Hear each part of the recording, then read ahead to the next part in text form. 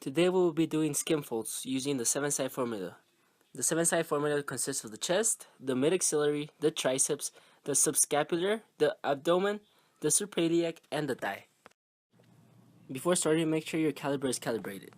To check if your caliper is calibrated, place it on a stable position and it should be pointing towards 0. The measurement should always be done on the right side of the body. You got to make sure your subject is standing upright. While taking the measurements, make sure the pinch is maintained for at least 2 seconds before reading the caliper. For the suprailiac fold, we will be using a diagonal fold. It should be taken on the natural angle of the iliac crest anterior of the axillary line. For the abdominal skin fold, we will be using a vertical fold. It will be 2 centimeters on the right side of the umbilicus.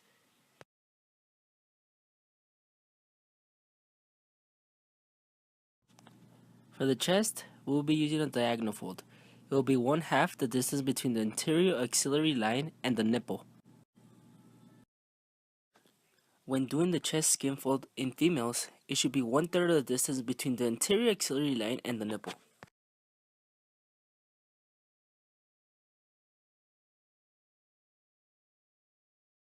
Now for the triceps, we'll be using a vertical fold. It should be made on the posterior midline of the upper arm, halfway between the acromion and the olecranon process.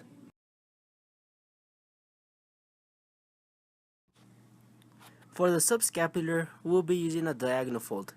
At a 45-degree angle, it should be 1 or 2 centimeters below the inferior angle of the scapula.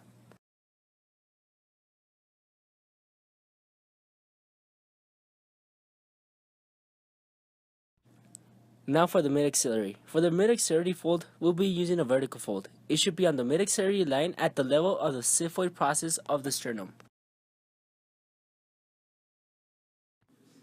For the thigh, it should be a vertical fold. It should be midway between the proximal border of the patella and the hip. This is the 7-side formula for women in order to identify the body density.